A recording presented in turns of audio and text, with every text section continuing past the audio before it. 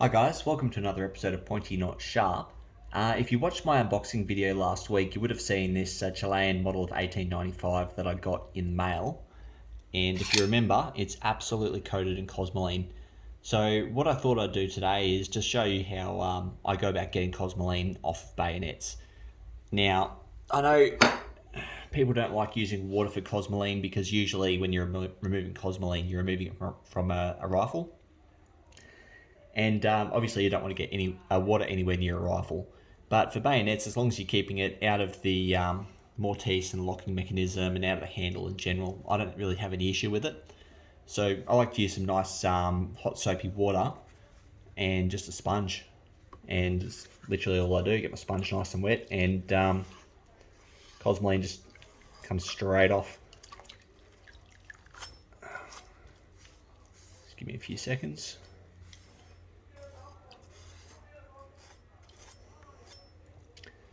So just for comparison, here's the side that I've just cleaned. That's the side I haven't cleaned yet. If that will focus. So it's nice and thick. It's still pretty wet actually. It hasn't like hardened up yet, which is nice. Let's clean that other side off.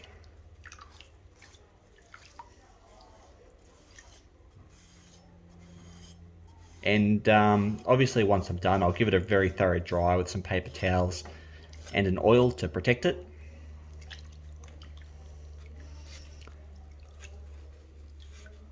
Clean the crossguard a little bit.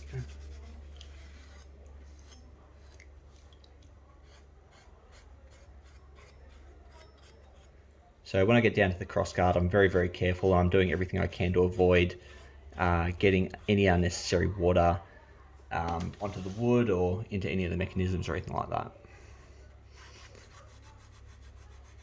Clean the tang. So the tang here is quite filthy as well. That's got some really dried on cosmoline. You can see it down here where my thumb is. I've just cleaned a fair bit of it off up here. But then once I've got the majority of all this stuff off, I've got a couple finer tools that I use to do the final clean.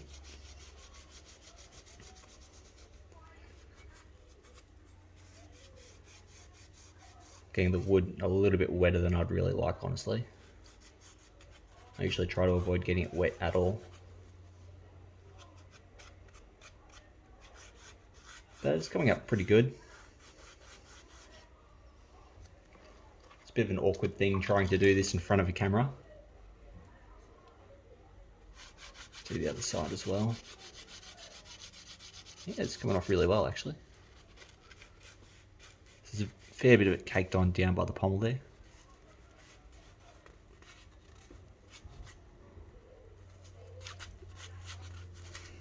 Come on, off you come.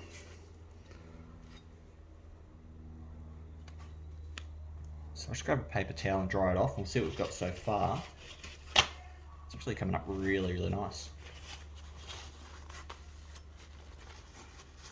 So the guy who sold this to me sold it pretty cheap because he said it was in pretty rough condition, but I think it was just filthy.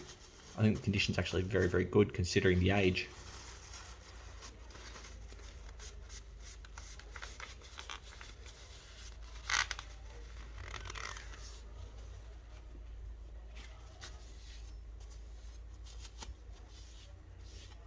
So, the blade is absolutely gorgeous. Crossguard's coming up pretty good too. I might give that a more detailed clean later when I'm just sitting in front of the TV or something. The wooden grips are pretty good. I've got them a little wetter than I would have liked. Other than that, there's still a little bit stuck in the actual mechanism here. So I haven't done this on a Mauser bayonet before, only P1907s, but I'm going to unscrew the push button. Off you come. Got a little screw. And out comes the other side. Got a nice little pull through type brush here.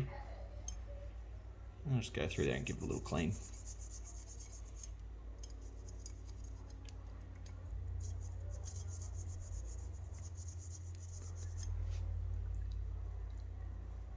But no, it's coming up really, really nice. And once I'm done, going through this with water. I'm going to dry it out as best I can, and then I'm just going to give it a very thorough oiling so I don't get any corrosion in there at all.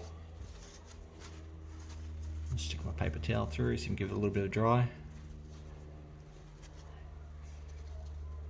So I'm not as worried about this one, but some of my much nicer ones, instead of oiling them, I use Renaissance wax. It preserves them a lot better. But Renaissance wax is a bit pricey, and this bayonet is very cheap.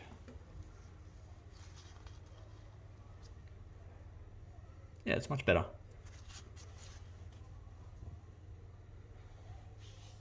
So yeah, it's come up really, really nicely actually. All the markings are really crisp and really, really nice. Finish is fantastic. As I said, I might go through and polish the wooden handle properly later. Also got the other smaller parts of the mechanism to go through and clean, but that's finer things that I want to do on camera. I'll sit down and do that properly. The only other thing to really be concerned about is the scabbard. So the scabbard is going to be absolutely packed full of cosmoline. I'm just going to have to accept that, unfortunately. I don't think I'm going to be getting that out without filling it with water, which is something I'm not prepared to do. So I'll clean off what I can from the outside. Some of these scabbards have got screws so you can remove them, but this one has rivets. So there's no removing the mouth to get in there and give it a really good scrub, unfortunately. But I guess the best I can do is just get what I can off around the mouth. I'll give it a dry afterwards. There's a bit around the lip as well, down the base there. I'm doing everything I can to not get water inside here because I just don't want to cause more hassles than I have to. I'll get around the locking lug up here too, not locking lug, the frog lug, because that's absolutely filthy. Like, look at everything that's coming off on the sponge and on my hand. So quite a few of the bayonets I buy from overseas or in bulk, they come absolutely caked in this stuff, so I have to clean quite a few. The worst one I've had to clean so far was probably the Czech VZ24. That thing was absolutely horrible. The Russian SVT40 was pretty bad as well. There we go.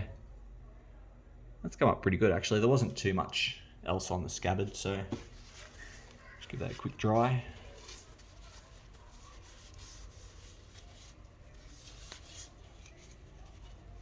Usually I just let them dry in the sun, make sure there's absolutely no moisture left, and then when I'm happy, I'll just get a little bit of gun oil and sprinkle a couple of drops on and wipe it in with my little oily rag, which I'm using an old Army rank slide, Australian Army rank slide. Works well enough. Anyway guys, that's my personal method for cleaning cosmoline off of bayonets. It's obviously not ideal for all applications. I wouldn't do this with a rifle unless I was prepared to do a very, very deep disassembly and clean, which you just wouldn't. Anyway guys, if you've got a better way of doing it, comment below, let me know. I'd love to hear from you. Thanks for watching.